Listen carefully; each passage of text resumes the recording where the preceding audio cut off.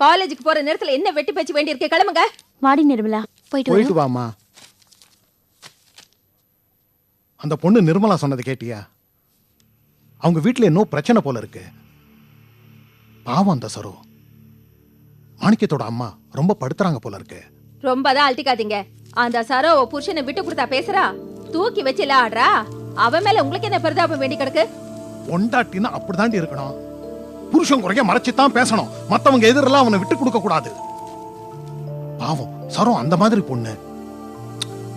நான் முன்ன நின்னு இந்த கல்யாணத்தை நடத்தி வச்சேன். இன்னைக்கு அவளுக்கு ஒரு பிரச்சனைன்னா என் மனசுல ஒரு ஓரத்துல சங்கடம் இருக்கத்தானே செய்யும். கடை வரைக்கும் போயிட்டு வரேன். போயிட்டு வரேன்.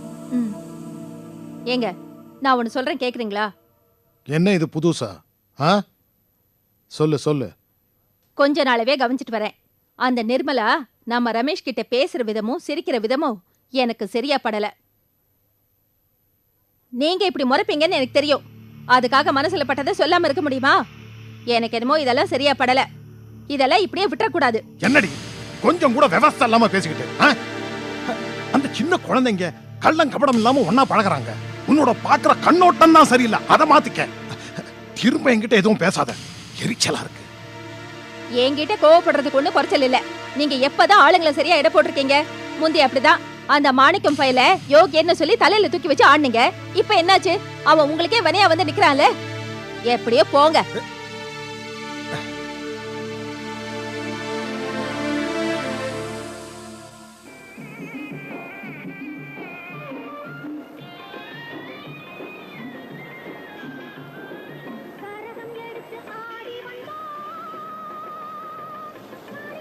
அண்ணி,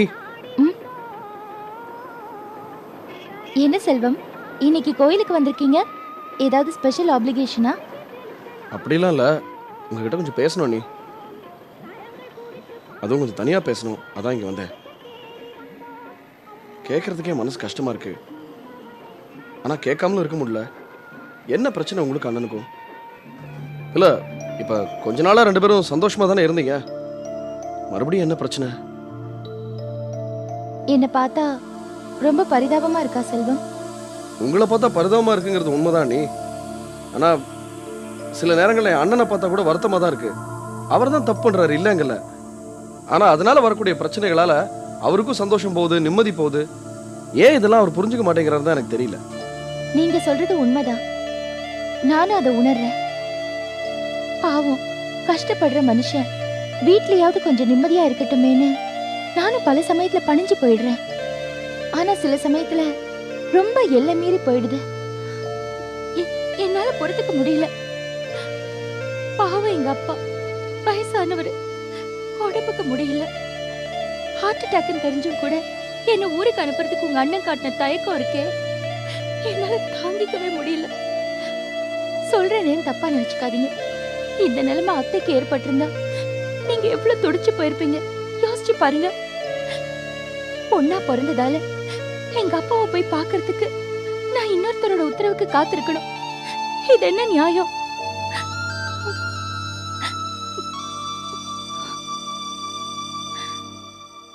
பாவம், நீங்க என்ன செல்வம் பண்ணுவீங்க? உங்க அண்ணன் என்ன சொல்றாரு தெரியுமா?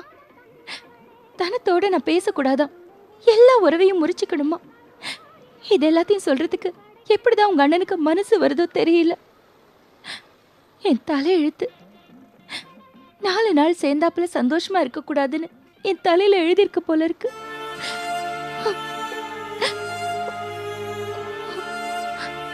என்னடா இவ புலம்ப ஆரம்பிச்சிட்டாளேன்னு யோசிக்கிறீங்களா?